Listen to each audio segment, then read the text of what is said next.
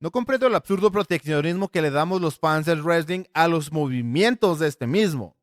Porque, mira, no quiero sonar como un smart que te puede salir en Twitter o en una página de wrestling o en cualquier lugar de internet donde haya discusión sobre lucha libre profesional. ¿Por qué? Pero voy a tener que sonar como uno porque quiero dar un punto. Y miren, la gran mayoría o la gran mayoría de los fans que tratan de darle valor a los movimientos del wrestling son los que solamente ven WWE. Y no estoy diciendo que esto sea malo, está bien, es la empresa más famosa y para muchos es la empresa de nuestra infancia que nos dio muchísimas alegrías con este deporte. Sin embargo, muchas personas solo se quedan ahí, se quedan en el mundo o en el universo de WWE, que repito, no está mal, pero no están acostumbrados a, pues, aumentar sus horizontes y ver otras empresas o incluso ver un poquito hacia atrás y ver el pasado del wrestling, ver el pasado de la WWE incluso. No están tan dispuestos a ver al pasado y ver aquellas luchas o segmentos o eventos que marcaron a muchísimas otras generaciones y solo se quedan con lo actual. Y como repito, no está mal, pero es para darles el contexto del cierto de esas personas que dan mucho valor a lo que WWE les muestra, porque lo toman como si fuera el estándar del wrestling, y que en cierta manera lo es, ya que lo que es más famoso, pues tiende a asentar el estándar de cómo funcionan las cosas en el wrestling o en cualquier tipo de mundillo. Pero la realidad es que no, cada empresa tiene sus reglas, cada empresa tiene su manera de manejar los combates, cada empresa tiene su estilo y realmente sí, también es un choque un poquito cultural para las personas que se dan la oportunidad de salir de la burbuja de WWE y buscar otro tipo de entretenimiento con el wrestling. Pero vamos a centrarnos en esas personas y en WWE. En WWE, viendo el estándar que ellos ponen, tienen muchas reglas, demasiadas reglas, y en realidad tienen movimientos baneados o prohibidos para las personas que no manejan el Spanglish. Y estos movimientos prohibidos son una lista enorme y pueden ser prohibidos ya sea porque lesionaron a alguien o porque resultan ser un poquito peligrosos, etcétera. Hay muchísimas razones por las que un movimiento puede ser baneado. Incluso puedo darles algunos ejemplos si gustan, porque podemos hablar del pedigree. Y ustedes dirán, oye, el pedigree Triple H lo ha estado usando durante toda su carrera sin ningún tipo de problema. ¿Acaso él es el único que puede aplicarlo? E incluso, pues suena un poco raro, ya que Seth Rollins y Cody Rhodes lo usan habitualmente. Y yo les voy a decir, no, no estoy hablando de esta versión del pedigree que utiliza Triple H, ya que la que utilizaba inicialmente era una en la cual los brazos de su compañero nunca los soltaba, los dejaba caer directamente de cara contra la lona. Sin embargo, a veces Triple H aplicaba tanto poder en su salto que utiliza pues para darle impacto al movimiento que los luchadores se iban de cabeza, lesionando a bastantes personas.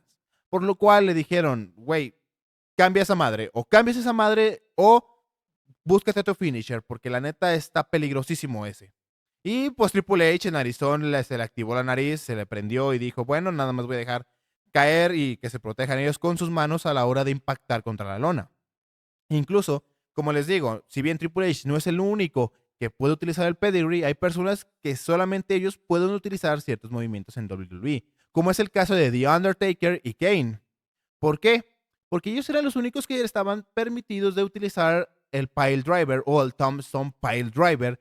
Pues, ¿por qué? Porque eran expertos en utilizarlos. Además que la altura que ellos poseen hacían que las cabezas de los oponentes no cayeran directamente, pues, contra la lona, lo cual los protegía bastante.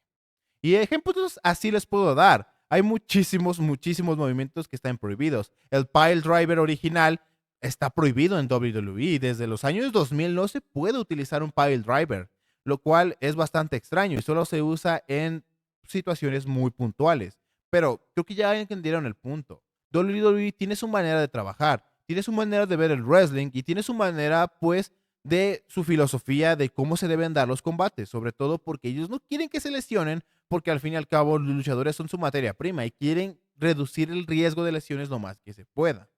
Por lo cual, al presentar este producto de esta manera, pues las personas sienten que más que decir, ok, este movimiento no se usa tanto porque está prohibido y lo relacionan con que es un movimiento especial que todos debe de ser así como que súper protegido. O incluso, como no han visto que otros luchadores utilizaran anteriormente cierto movimiento, piensan que los finishers y son movimientos que solamente se tienen que utilizar como finishers o como acabadores de luchas. Qué feo se escucha eso. Sigamos con finisher. Por ejemplo, si hablamos de la super kick o la famosísima Sweet Chin Music que ha generado tanta controversia porque muchos luchadores hoy en día la utilizan como un signature move o un movimiento de transición, lo cual molesta a muchas personas. Y lo cual es bastante tonto, solamente porque Shawn Michaels pues lo utilizaba como su finisher y lo aplicaba mejor que nadie, eso sí se lo doy. Aunque bueno, Lance Storm tiene algo que decir ahí, pero lo aplicaba muy bien y lo utilizaba como su finisher y muchas personas lo relacionan con eso, con ser un finisher.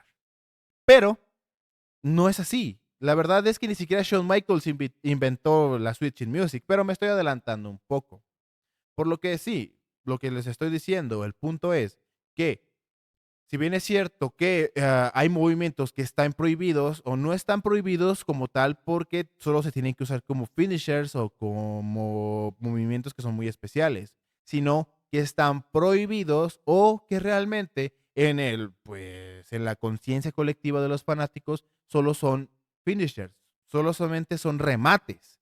Entonces, no se confundan tanto, no se confundan y no piensen que estos movimientos son algo especial y que nadie los puede tocar y que es muy respetuoso que los utilicen otras personas. No, sencillamente hay circunstancias especiales que han vuelto el mito de que solamente son remates o que no se utilizan por alguna otra razón. Pero no, en realidad están prohibidos. O solamente has visto a WWE desde los años 2000 para acá.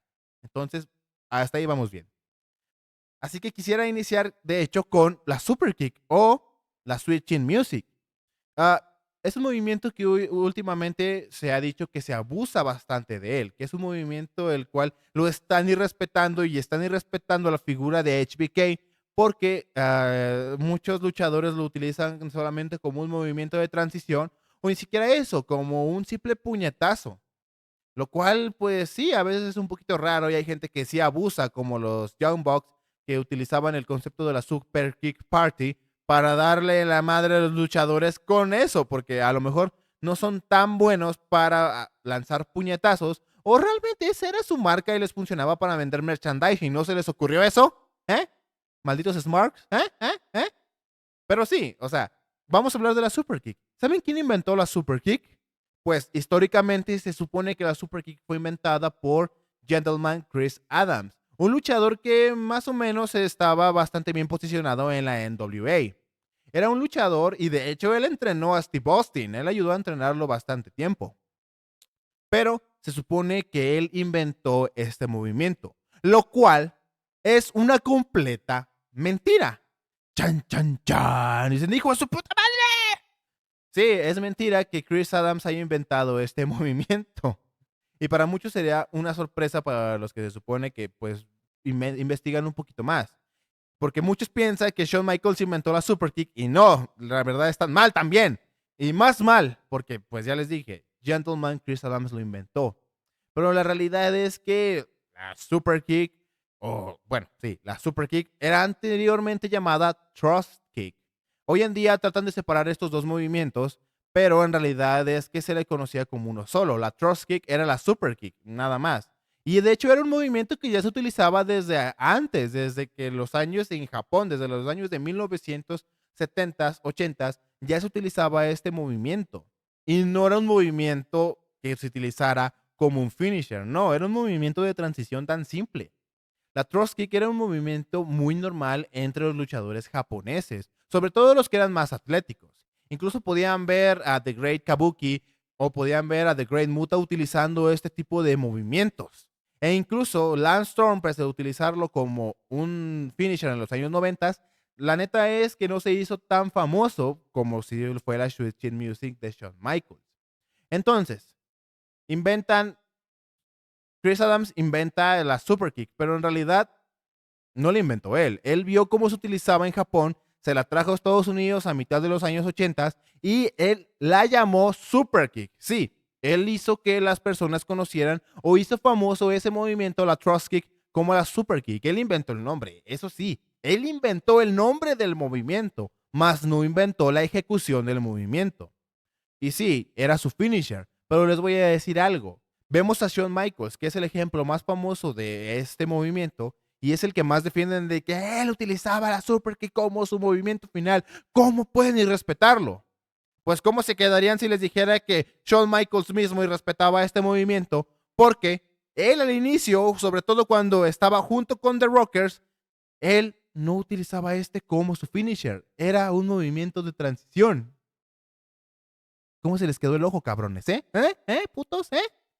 Él utilizaba este movimiento, la super kick, como uno de transición. No era su finisher. Creo que casi hasta el año de 1993-94 fue cuando empezó a utilizar este como su finisher. Su finisher era un teardrop suplex. Un suplex que los agarraba desde abajo, desde los huevos, se los apretaba, los aventaba hacia arriba, caían y ese era su finisher. La super kick era un movimiento de transición. ¿Eh? Entonces, no es un argumento válido que Shawn Michaels lo utilizaba como su movimiento especial, su remate, su finisher, como quieran llamarlo. Porque él en realidad lo empezó a utilizar ya mucho más adelante en su carrera. Y lo peor de todo, era un movimiento de transición que él utilizaba para lograr llegar a su finisher, que era el teardrop suplex. ¿Ven? ¿Ven lo estúpido que es estar queriendo proteger movimientos a lo tonto? ¿Que se dan cuenta o no?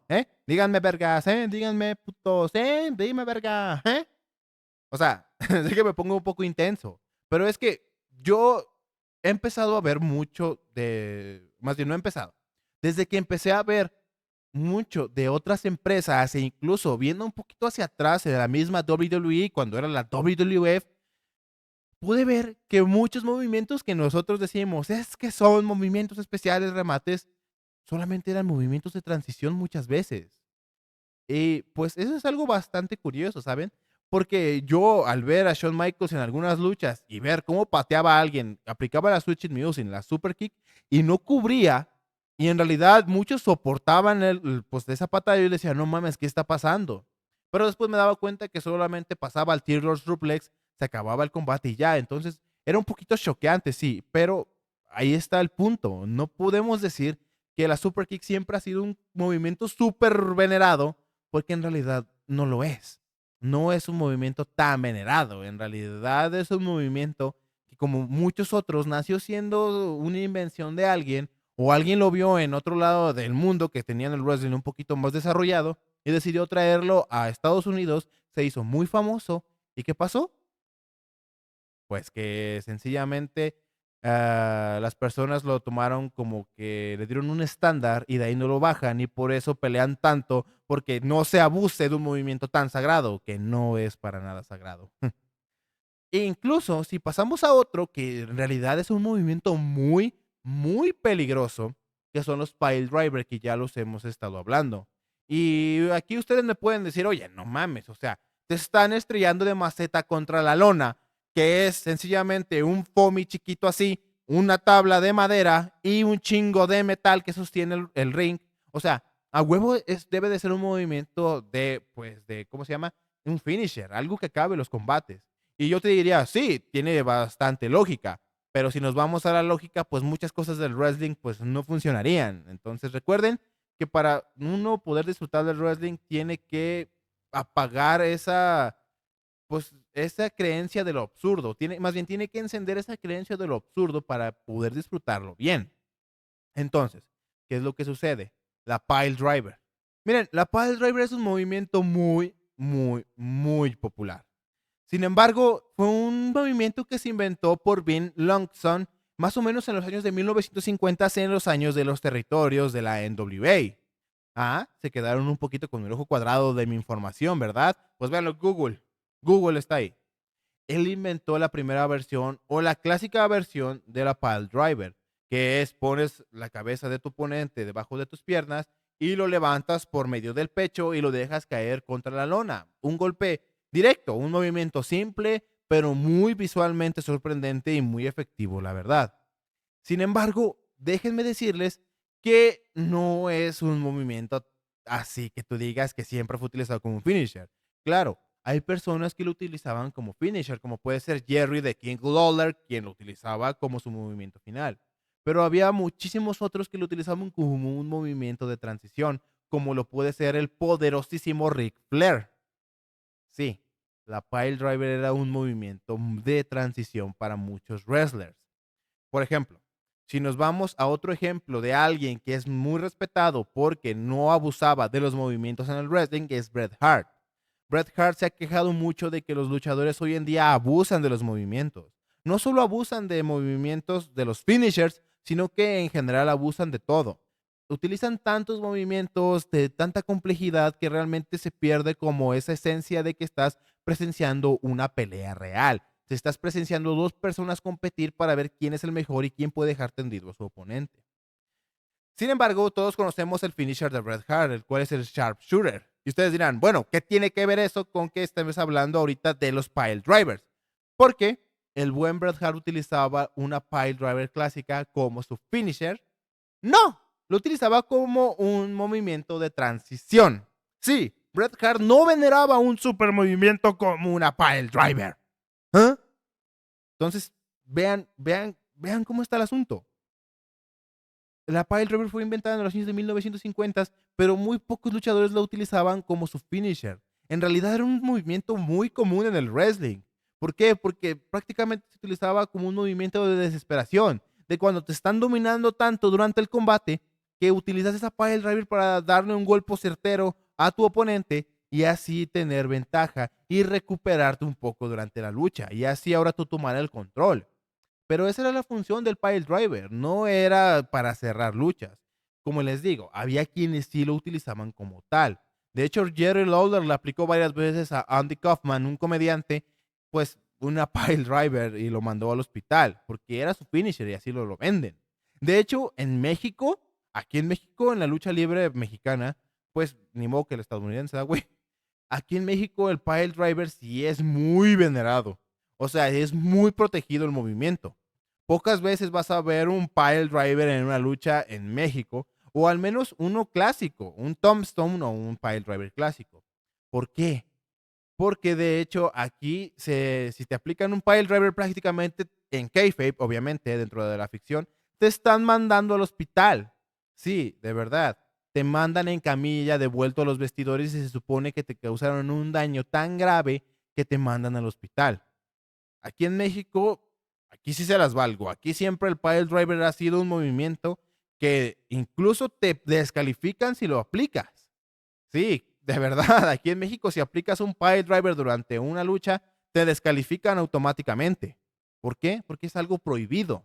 No puedes utilizarlo. De hecho, hasta incluso en las luchas que se supone que son sin descalificación, te pueden descalificar si utilizas un pile driver porque la Comisión de Lucha y Box de la Ciudad de México, anteriormente del DF, tiene prohibidísimo la utilización de este movimiento porque ha causado incontables lesiones y heridas y ha acabado con muchas carreras de luchadores, sobre todo en el terreno independiente. O al menos eso es lo que se dice.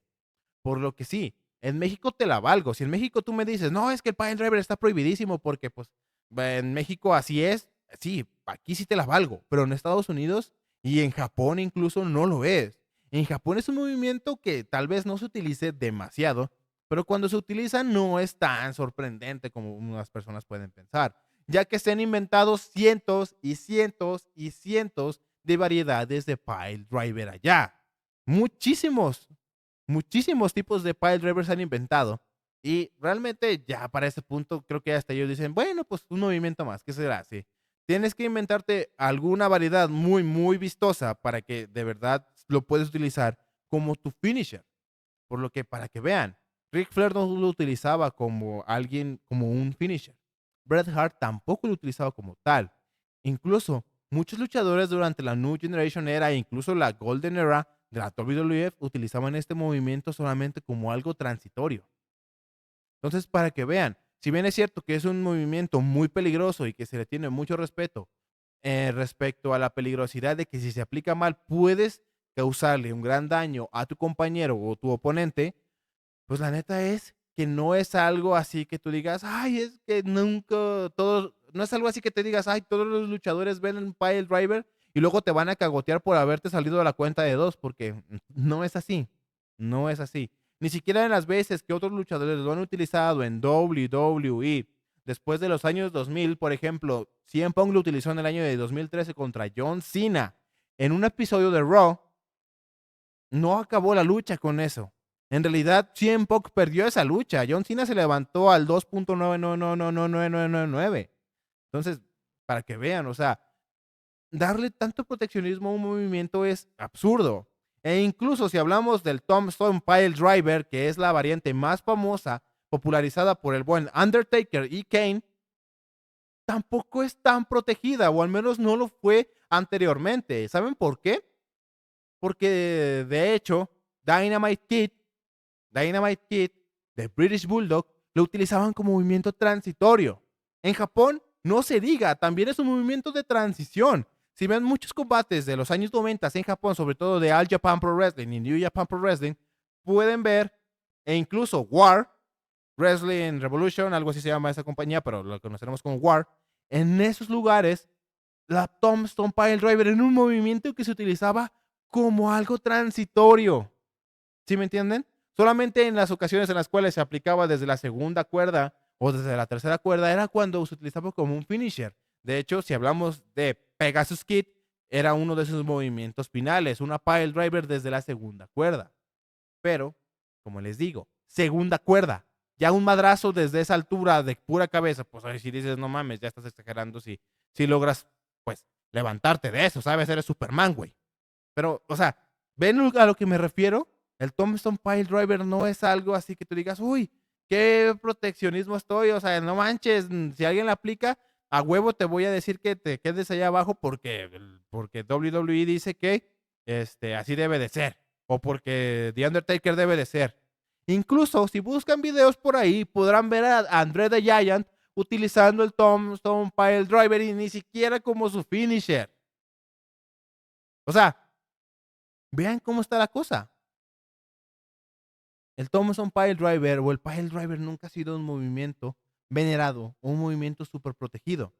Ningún movimiento en el wrestling es súper protegido. ¿Saben por qué? Pues porque sencillamente no existe eso. En el wrestling todos los movimientos pueden ser un finisher, todos los movimientos pueden ser importantes, todos los finishers pueden ser un signature o un movimiento de transición para alguien más. Porque, porque si nos vamos a dos ejemplos muy concretos y que realmente van a sorprenderlos a ustedes un poco, es el Superplex. El Superplex fue inventado por Dynamite Kid. Ay, cómo odio ese pequeño bastardo. Pero miren, sí, el Superplex fue inventado por Dynamite Kid. Sí. Y popularizado por Bob Orton Jr., el padre de Randy Orton. Sí, por eso Randy Orton ama tanto usar el Superplex. ¿Por qué? Porque está haciéndole un homenaje a su padre. ¿Y saben qué era el Superplex? Era el finisher de Bob Orton. Y hoy en día es un movimiento muy, muy común. El Superplex es un movimiento tan común hoy en día que cuando lo vemos, si bien es cierto que es espectacular, cuando se explica bien, es un movimiento muy vistoso, sabemos que el combate no acabará ahí. Sabemos que el combate continuará. ¿Por qué? Porque sencillamente así es esto. Todos los movimientos finales pueden convertirse en movimientos de firma o movimientos transitorios. El Superplex era un movimiento muy, muy reconocido. Era un movimiento que realmente cuando se inventó sorprendía a las masas bastante porque era un putazote.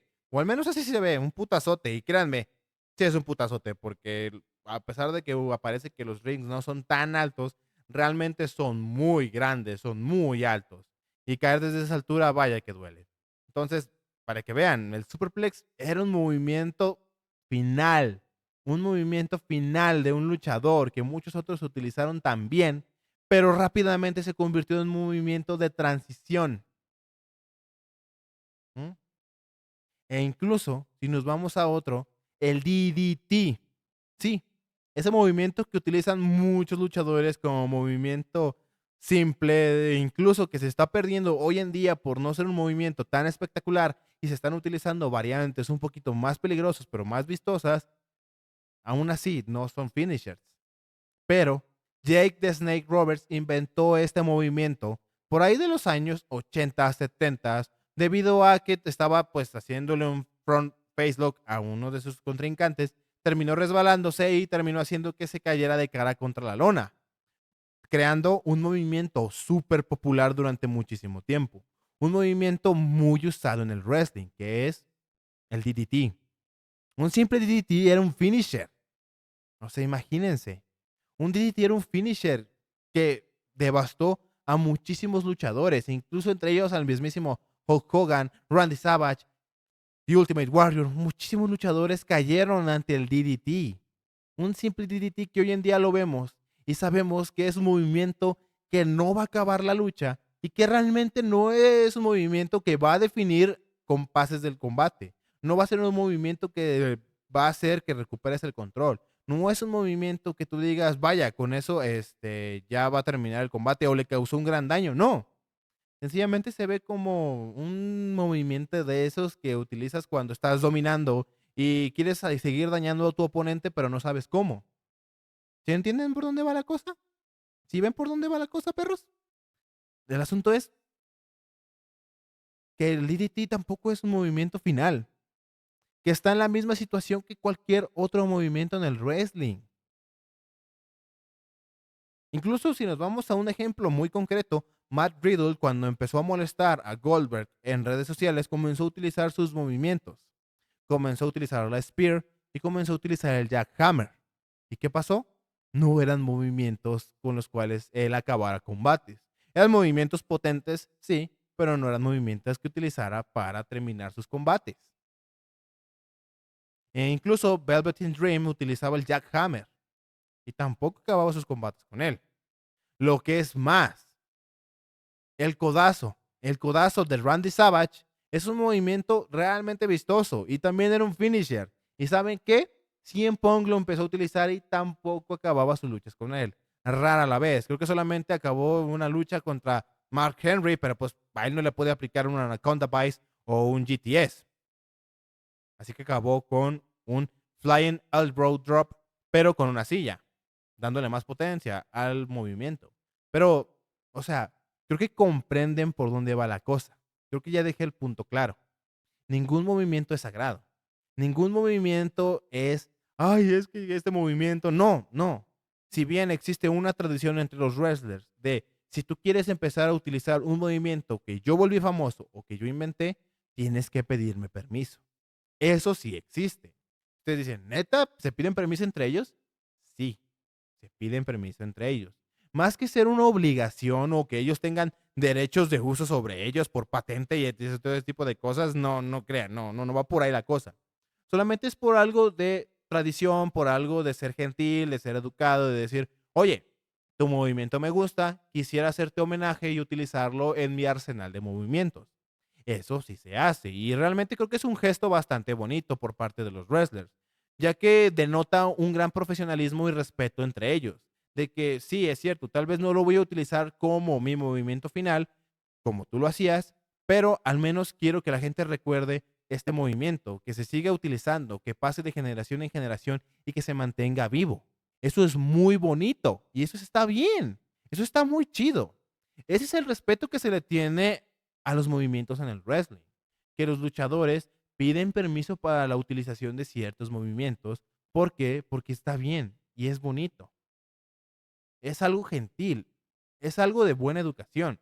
Porque miren, ahorita una controversia que hubo en el regreso de Kevin Owens no hace mucho tiempo fue que regresó utilizando el Stunner como su finisher en vez del Pop-Up Powerbomb. Mucha gente no le pareció la idea de que alguien más utilizara el Stunner, un movimiento tan icónico, porque pues sentían que era una copia de Stone Cold. Sin embargo, Stone Cold cuando se le preguntó al respecto, sencillamente dijo que se le había hecho raro que nadie haya intentado preguntarle o querer utilizar el Stoner, porque él creía que después de utilizarlo él y haberlo hecho tan famoso, mucha gente se iba a formar para pedirle que seguir con la tradición del Stoner. Entonces, vean, o sea, más bien se molestan ustedes por cosas que los wrestlers no les molestan y que incluso disfrutan. ¿Sí ven? O sea, no hay necesidad de decir que este movimiento debe de ser tan protegido. Incluso hay una entrevista de Chris Van Vliet donde hace una entrevista, valga la redundancia, a Lance Storm y dice, la Switching Music es una super kick. Y Chris Van Vliet empieza a decirle, no, no, no, no, no, no es una simple super kick, es la Switching Music, es una Switching Music. Y Lance Storm dice, no, es una super kick. Y ya, es una super kick. Es una super kick que él quiso usar como su movimiento final. Así como muchos otros luchadores utilizan un simple puño para su finisher, hay otros que utilizan el Canadian Destroyer y otros utilizan ese Canadian Destroyer como movimiento de transición. Y ahí sí les voy a dar un poquito de razón, porque el Canadian Destroyer siento que sí debería de ser tratado como un finisher, pero ningún movimiento vale más que otro. Ningún movimiento es más importante que otro. Tal vez sí sea más famoso y tenga cierta importancia histórica, pero eso no significa que sea sagrado, que sea un movimiento que solamente una sola persona puede utilizar o de una sola manera. En realidad, el wrestling está para evolucionar y ha evolucionado tanto que muchos movimientos han dejado de tener la misma importancia, han dejado de ser finishers para convertirse en movimientos de transición, dando paso a otros movimientos más espectaculares. Sea esto mejor o peor, no lo sé, pero solo sé que el wrestling evoluciona, la lucha libre crece y nosotros tenemos que entender que sí, hay que darle valor a las cosas, hay que darle valor al esfuerzo, a aprender a hacer un movimiento, a ejecutarlo, pero no querramos convertirlos en santos griales, en cosas intocables, porque solamente estaríamos propiciando que el wrestling se estancara y que no evolucionara, y que por ende sencillamente desapareciera porque perderíamos el interés muy pronto, créanme. Y pues nada, solo quería hablarles de eso. Solo quería decirles que hay un absurdo proteccionismo a los movimientos del wrestling, cosa que yo no entiendo. Porque en realidad, si ustedes de verdad expanden sus horizontes en el wrestling, ven otras empresas, ven otros años, otras épocas, otras eras, se van a dar cuenta de que este proteccionismo a los movimientos es bastante estúpido. Y solamente estás haciendo corajes de a gratis por algo que los luchadores realmente no hacen corajes. Y créanme, se van a sentir muchísimo mejor. Al menos yo me siento más en paz porque no estoy esperando que una super kick termine combates. Y solamente lo espero cuando Shawn Michaels la aplica. Y más o menos desde el año de 1995 para adelante, ¿eh? Porque del 94 para atrás, el Teardrop Suplex era el que rifaba. Entonces, muchísimas gracias por ver este video, banda. Espero que les haya gustado. Como pueden ver, pues tenemos equipo nuevo, un equipo bastante nuevo. Tenemos una cámara que se ve muchísimo mejor, que se ve muy bonita, la verdad. Tenemos nuevas luces que la neta se ven perronas y iluminan bastante bien. Aquí tenemos el arito de luz para que me ilumine a mí, porque estoy prieto y pues si está oscuro, pues me oscurezco y no me veo y nomás se ve mi sonrisa. Pero ya está bastante bien. Y como pueden ver, el sonido está mejor que nunca porque compré una interfaz de audio que me va a ayudar a que los videos se escuchen, miren, Three Rocks. Por lo que de verdad espero que les guste la nueva calidad que vamos a estar manejando en el canal. Espero que de verdad disfruten lo que estamos produciendo para ustedes y que sigan este podcast porque la neta a mí me gusta mucho hacerlo, me siento muy relajado y de verdad que es bastante chingón estar aquí platicando con ustedes. Espero que me dejen sus impresiones, espero que me dejen sus opiniones y si quieren decirme que soy un pendejazo, háganlo, de verdad, pónganme lo que ustedes opinan porque de verdad me importa. Así que pues nada, espero que les haya gustado mucho el video. Yo soy el hombre que cree que el Pro Wrestling es real y ya en el Prieto. Y nos vemos el viernes con el video de Batista. Ahora sí, banda. Adiós. Y tomen agua, perros.